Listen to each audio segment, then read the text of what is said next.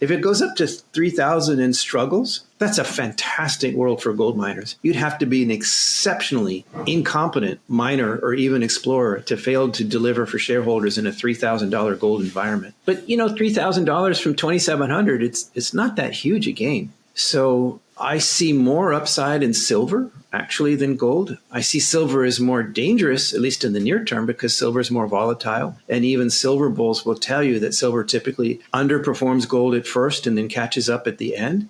Headline making power that could put gold under pressure. So I like it. I think it's going higher, but it's not my highest confidence trade for 2025. And being this high already, it's harder for me to see it delivering that much alpha going ahead. If gold reaches $3,000 and stabilizes there, it would create a highly favorable environment for gold miners, as even average performers could deliver strong returns for shareholders.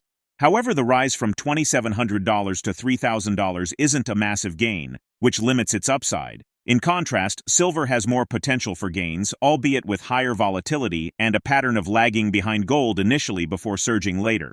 While gold is likely to rise, its current high level makes it a less confident trade for delivering substantial outperformance in 2025. The speaker, Lobo Tiggre, an experienced financial analyst and the founder of Independent Speculator, explains Trump's pro-dollar policies, like tariffs and efforts to bring manufacturing back to the U.S., could drive demand for dollars.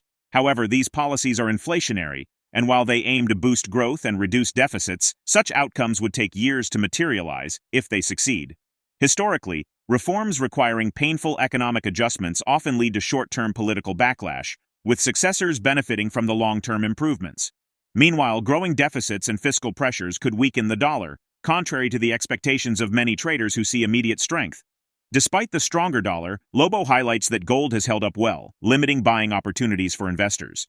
The anticipated market correction that could have driven gold lower hasn't materialized, leaving fewer bargain opportunities in the sector. While Europe faces significant challenges, its stronger social safety nets may buffer against some pressures, making uncertain the outlook for a sustained dollar rally. Ultimately, while the dollar's current strength has spared portfolios significant damage, it has also limited opportunities for strategic investments. Before we dive into the video, don't forget to subscribe and click the bell icon to stay updated on our latest uploads. We also appreciate your feedback in the comments. And the idea that Trump's policies are going to strengthen the dollar, the tariffs and things are seen as being pro-dollar. And there is a certain logic to it. If he's successful in forcing international companies to relocate manufacturing to the U.S., they'll need dollars to do that. But, his policies are also inflationary. And even if he and Elon are ultimately successful in creating enough growth to have growth reduce the deficits, and despite tax cuts with no spending cuts, it's, I think, highly unlikely. But let's say even if it does happen, it's the sort of thing that takes years to come around. We see this so often. The reformers, they do the hard work of cutting and spending, and Trump isn't planning on cutting my spending besides what he says Elon will do. We'll see. But they do the hard work of reforming the economy. The painful medicine takes a while to percolate through. And then they get voted out because of the painful medicine. And the next guy comes in, some socialist comes in, promising everybody everything.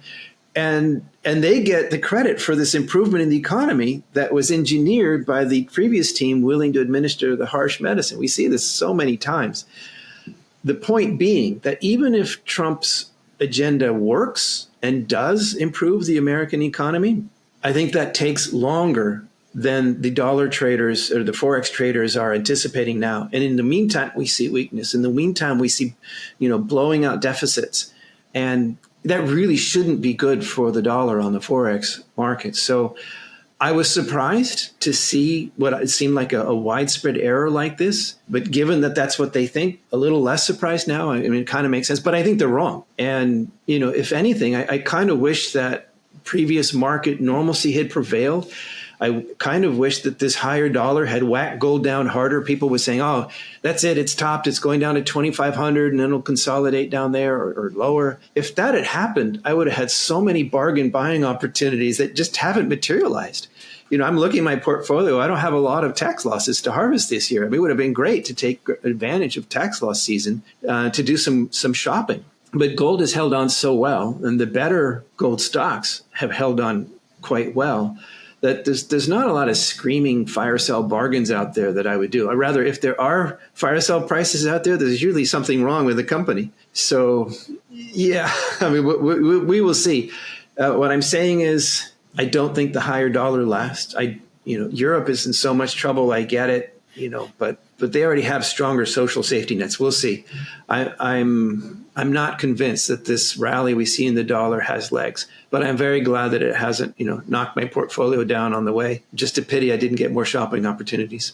Lobo exposes that the idea of a BRICS currency, especially a gold-backed one, has long been discussed among gold enthusiasts, but it has not materialized so far. Despite the hype, such a currency was not even on the agenda at major BRICS meetings like the one in South Africa. Coordinating multiple diverse economies with differing languages, trust issues, and agendas would make implementing a BRICS currency a complex and lengthy process, likely taking years, longer than Trump's potential term in office. Trump's threats to impose tariffs on nations adopting such alternatives may resonate with his supporters, but could create a backlash in a multipolar world. Lobo points out that these actions might push countries further from the dollar, reinforcing their desire to escape U.S. financial dominance. The weaponization of the dollar, as seen with Russia's removal from SWIFT, already fuels this trend. Ultimately, such moves are likely bullish for gold, but risk damaging U.S. influence if mishandled. Now let's get back to the interview. The more specific actionable thing is if you implement a BRICS currency as an alternative to the dollar, then I'll put this 100% tariff on you. But that's just an idea. And I know that gold bugs, my dear fellow gold bugs have been talking about this BRICS gold-backed currency for a long time. But every time it comes up or there's an opportunity for it to come up at a BRICS meeting, it doesn't. And, the last time there was this big fuss about in South Africa last year, they were going to introduce the gold-backed BRICS. And Russia, ever one to stir the pot, was saying, oh, yeah, this is coming. And the South African host said it wasn't even on the agenda. Never mind a gold-backed BRICS currency. There was no BRICS currency even on the agenda. Lo and behold, nothing happened. So at this point, all the evidence suggests that at most, a BRICS currency, whatever it's backed by or not, is just an idea. And if it does happen, it would take years to implement. This isn't the sort of thing you just flip a switch and it works. You're talking multiple governments that don't trust each other, don't even speak the same language, right? Are not all on the same economic page, very different economies. To get them to come together and put this together, it is, even if it's happening now in secret, something that would take years to deploy, perhaps or probably longer than Trump has to be in office. That said, he's telling other countries what to do and what not to do and making threats. That could produce backlash. And I'm sure the diehard, MAGA hardcore Trump supporters loved it. Yeah, those anti-dollar people, stick it to them. But it's a dangerous thing in a multipolar world to be, throwing threats like that around. So we'll see what happens.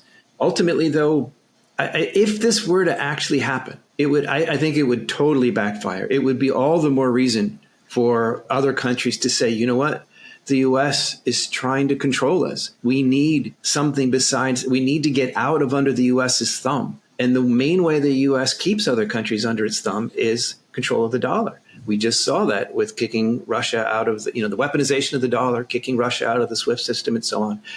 I actually see this as very good for gold once again, not to harp on that one thing, but these are your questions. And, whatever happens with this, I see it as being pro-gold. And I just hope that it doesn't blow up in the U.S.'s face. So let's spend some time now on gold. It is up 25% on the year. I still see it going higher, but the higher you go, the harder it is to A, keep going, but B, to hit, to stay vertical. We've had such an increase. It's up 20, it was up more, but it's up 25% now. It's up 72% as of 2 years ago. That is a huge rally. So to see gold go up another 72% from here over the next couple of years, that's a really tall order. There's also, how whether a certain, say, technical analysis is true or not, if a lot of people believe it and they act on it, it has a self-fulfilling prophecy kind of thing. Like, here's this head and shoulders pattern, and if it hits this, then sell. Well, then everybody who believes that will sell, and then So if you didn't sell, then you could lose out on that. So there's a lot of analysis out there from mainstream types that's calling for $3,000 level gold. This could become one of those things where it's a self-fulfilling prophecy that right now gold feels so strong it just wants to go up. But if it gets to that self-fulfilling prophecy level where everybody says, okay, our targets have been hit, it's time to take some profits, you could see gold struggle for a while. Lobo Tiggre provides a nuanced analysis of the evolving financial landscape, highlighting opportunities and risks in gold, the dollar, and global monetary strategies. While gold shows resilience, the potential for a BRICS currency and the implications of U.S. policies signal significant global dynamic shifts that investors should closely monitor. How could a prolonged rise in gold prices impact the broader commodities market? What steps could the U.S. take to maintain dollar dominance in an increasingly multipolar world? We'd love to hear your thoughts. Share them in the comments. If you found this helpful, please like the video and subscribe to stay updated. Thanks for being with us on this journey.